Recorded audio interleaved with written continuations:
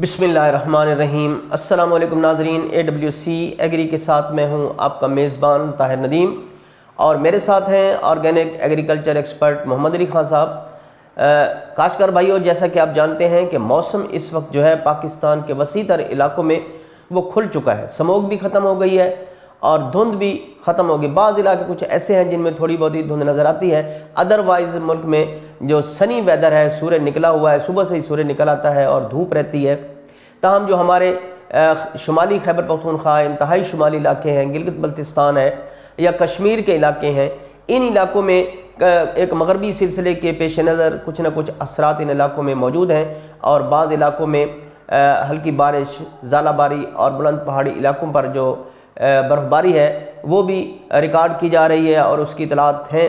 ताहम जो बाकी मानदे मुल्क के हिस्से हैं, यहाँ पर जो मौसम है वो खुश्क है और इसके बारे में अभी भी यही इम्कान है कि आइंदा कुछ दिनों तक मौसम इस तरह ही रहेगा और इन दिनों में जो काश्तकार हैं उनको अपने काश्तकारी अमूर जो हैं वो निपटाने का मौका मिलेगा।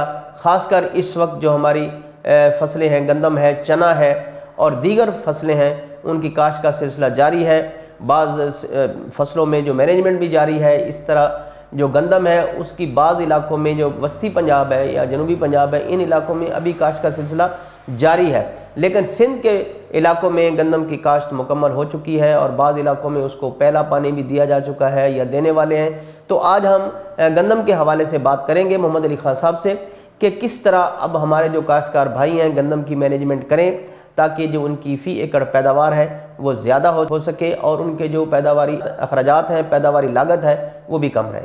अस्सलाम वालेकुम खान साहब। खान साहब बताइए, हमारे काश्तकारों के इस वक्त जो गंदम के साथ है उनकी जो मैनेजमेंट है वो कैसी होनी चाहिए?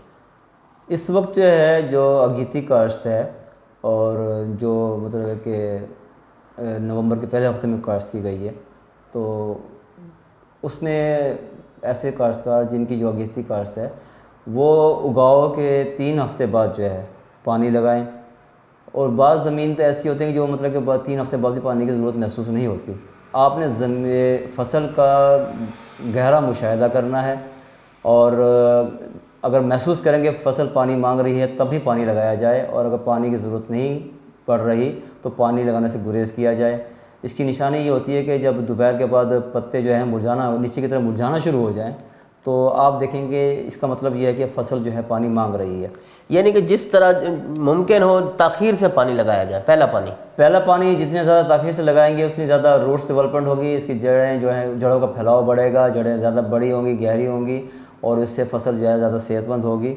क्योंकि पानी लगाने से होता है कि उसकी जो जड़ों का बढ़ने का जो अमल है वो स्लो हो जाता है, ये रुक जाता है। तो आगे क्योंकि पिछले साल के जो मतलब जो मुशाहिदात हमारे सामने आए हैं कि 15 दिसंबर के बाद मौसम में सख्ती आ गई थी, मौसम में शिद्दत आ गई थी, धुंध आ गई थी और इसका दौरानिया जो है ख़ासा लंबा हो गया था।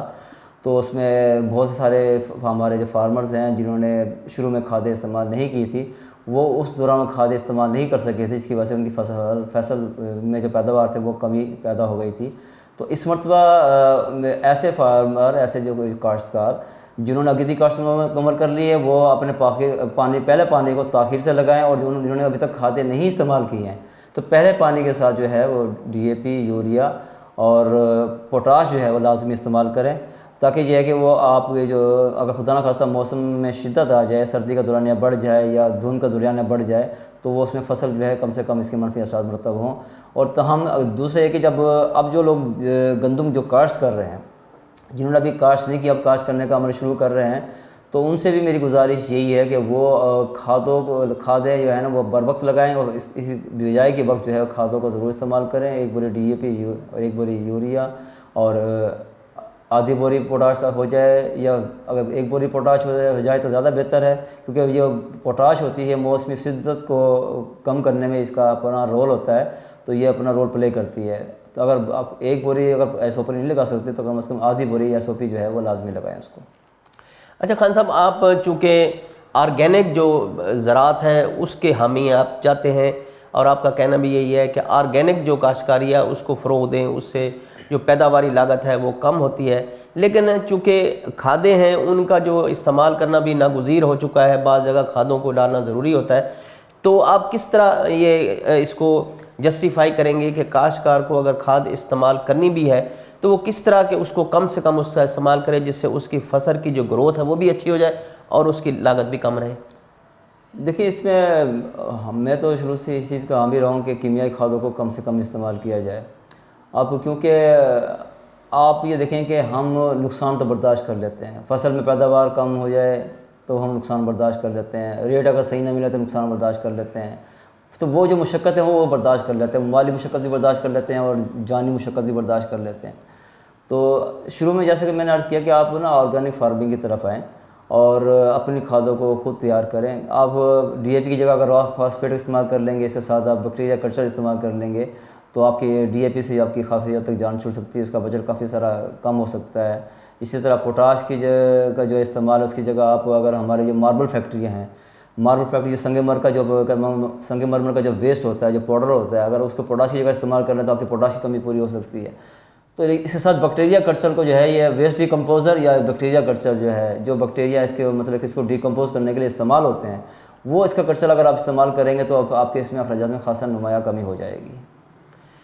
अच्छा खान साहब, ये बताएं कि ये जो इस वक्त गंदम की काश्त तो हो चुकी है, बाद जगहों में हो भी रही है, तो पहला अमल तो ये होता है कि पौधे के जो शगुफ़े हैं वो बढ़ें, ज़्यादा से ज़्यादा हों, उसकी टिलरिंग जो है वो ज़्यादा हो और बाद फिर उस पर जो सिट्टे लगें उनमें जो दाना बने वो भी ज़्यादा दाना बने और फिर उसकी जो बढ़ोतरी है वो भी अच्छी हो, ताकि इस तरह से इन तमाम अवामिल को अगर हम अच्छी तरह कर लें तो पैदावार जो है वो फी एकड़ बढ़ जाती है। तो किस तरह इन चीज़ों को मैनेज करें कि टिलर्स भी ज़्यादा हों, फिर जो उस पर सिट्टे निकलें वो भी भरपूर हों और दाना भी भरपूर बने? देखो, जो फास्फोरस का जो इस्तेमाल होता है वो उससे ना रूट्स डेवलपमेंट होती है, रूट्स फैलती हैं, रूट्स का जो जड़ों का गड़ा जो अमल है वो फैलता है। जितनी ज़्यादा जड़ें ज़्यादा बड़ी होंगी उतने ज़्यादा जो है ना फसल जो है ना वो हमारी जड़ें वो ज़मीन से खुराक रहे पौधे को देंगी, तो इससे ज़्यादा टिल्डिंग ज़्यादा आपकी बढ़ेगी। आपकी पत्तों का जो है साइज़ है वो आम फसल की निस्बत जो जहाँ फास्फोरस ज़्यादा इस्तेमाल हुई होगी तो उसका पत्तों का साइज़ जो है ना इसका फ्लैग लीफ है जो है वो निस्बतन ज़्यादा चौड़ा होगा। तो उसमें फिर जब चौड़ा होगा तो वो सनलाइट अच्छी तरीके से इसको ऑब्जर्व कर सकेगा और उसकी वजह से वो फसल ज़्यादा सेहतमंद होगी, इसका सिट्टा जो है बड़ा अच्छा खूबसूरत बनेगा, दाना इसका मोटा साइज़ का होगा। तो इसमें यह है कि ज़रूरत इस अमर की है कि आप बैक्टीरिया कल्चर जो है, अगर आप कीमिया की फर्टिलाइज़र पर भी अगर जा रहे हैं तो आप बैक्टीरिया कल्चर जो है वेस्ट डिकम्पोज़र हो गया या एग्रीकल्चर कंपाउंड हो गया या फास्फोरस सोलोबलाइजिंग बैक्टीरिया हो गया, तो इसको आप अपने पास बना के रखें। और अगर नहीं तो एक सीधा सा फार्मूला मैं आपको बताता चलूँ कि आप 5 किलो जो है शुगर मिल का शीरा ले लें और इसके अंदर जो है आप 10 किलो कच्चा गोबर ले लें, उसको जो आम गोबर कच्चा होता है, फ्रेश गोबर है, उसमें अगर 1 या 2 लीटर अगर उसमें किसी जानवर का पेशाब अगर डाल दें, यूरिन डाल दें, उसको आप डिकम्पोज अगर कर लें तो 15-20 दिन बाद उसी ड्रम को अगर फ्लड कर देंगे तो ये भी आपकी कहते हैं कि ज़मीन के अंदर जो फिक्स फॉर्म में जो आपकी फर्टिलाइज़र पड़ी है उसको वो अवेलेबल फार्म में कन्वर्ट करेगा और वो पौधों का रिलीज होना शुरू हो जाएगी और जो आपने खाद्य ज़मीन के अंदर डीएपी यूरिया वगैरह लगाई है उसकी एफिकेसी में इजाफा होगा। तो ये ज़ीरो बजट फार्मूला तो इसके पे आप अमल कर सकते हैं। ये ऐसा खासा आपको बहुत फ़ायदेमंद रहेगा और इससे आपके इस खातिर खास के आपको फ़ायदा इसको आपको देखेंगे कि फसल पे अच्छे असरात मुरतब होंगे इंशाल्लाह। खान साहब, जैसे जैसे फसल की काश्त में तख़ीर होती चली जाती है तो माहिरीन का ये कहना है कि बीज की जो शरह है उसमें इजाफा किया जाए, तो आप क्या समझते हैं कि किस कदर इजाफा किया जाए फ़ी एकड़ बीज में जैसे जैसे तख़ीर हो? देखिए, अभी मौसम तो खुला है, अभी मतलब कि जो भी महकमे ज़राअत की रिकमेंडेशन है, मतलब पहले 50 किलो था, अब 60 किलो कर दें उसको 10-15। फिर ये कि हमारा ये है कि हमारी चाहे जो हमारे जो सीड सप्लायर कंपनियां हैं, मैंने तो उनको तो देखा उनके बीज भी जो है उनकी ग्रेडिंग नहीं हुआ करती, ग्रेडिंग भी नहीं होती है। छोटे छोटे बीज जो हैं जो उगने के काबिल नहीं होते वो भी उन्होंने बीज में उसको डाला होता है। तो ऐसा बीज का इंतखाब मत करें, बीज की ग्रेडिंग होनी चाहिए और बीज सेहतमंद होना चाहिए। मोटा बीज हो, सेहतमंद हो तो वो टिल्डिंग ज़्यादा करेगा। जो बीज खुद कमज़ोर होगा उसने फसल भी कमज़ोर उगानी है। तो नंबर एक बात ये कि अगर बीज आप लेते हैं तो पहले खुद अगर उन्होंने ग्रेडिंग नहीं हुई तो आप खुद इसको ग्रेडिंग मुकम्मल कर लें और उसके बाद आप मतलब है कि इसको आप काश्त करें ताकि इसके जो है आपकी टिल्डिंग अच्छी हो। और जब टिल्डिंग अच्छी होगी तो सिट्टा इसका बड़ा मजबूत सिट्टा बनेगा और इसका जायका अच्छा होगा, इसका बीज सेहतमंद होगा और जब वज़नदार जब ज़्यादा वज़न वाला इसका दाना होगा तो इसकी औसत पैदावार में इसका अच्छा खासा इसमें इजाफा होगा इंशाल्लाह ताला। जिस कदर भी जितनी भी हमारी इकसाम है गंदम की, हमारे काश्तकार उसको काश्त करते हैं, काश से कबल उनकी जो शरह उगाव को चेक करना वो कितना ज़रूरी है? शरह उगाव तो बिल्कुल होना चाहिए कि ये अगर हम इसको नहीं चेक करेंगे, बात बात होता है कि आपने बतर में काश्त की है और बतर में कमज़ोरी थी तो आपने काम कर दिए, तो फिर उगाव कम होता है, फिर आपको दोबारा अगले पानी का इंतज़ार करना पड़ता है, फिर दोबारा भी छट्टा करना पड़ता है। तो इसमें आप मतलब अपनी फसल पे मुशाहिदा जो है ना, गहरा मुशाहिदा रखें आप, और उसमें अगर खुदा ना खास्ता उगाव कम है तो अगर बीज दोबारा अगले पानी पे बीज डाल के उसके उगाव को मुकम्मल करने की कोशिश करें आप। बहुत बहुत शुक्रिया खान साहब। शुक्रिया आपका। नाज़रीन, आपने मौसम की सूरत हाल और फिर उसके फसलों पर असरात, इसके साथ साथ गंदम की काश्त, उसकी मैनेजमेंट और उसकी भरपूर पैदावार हासिल करने के लिए खादों के इस्तेमाल के बारे में खान साहब की बातें सुनी। इंशाअल्लाह आइंदा मज़ीद तफसीलात के हवाले से गंदम की काश्त और मैनेजमेंट पर आपसे बात करेंगे। फ़िलहाल मुझे दीजिए इजाज़त। अल्लाह निगहबान।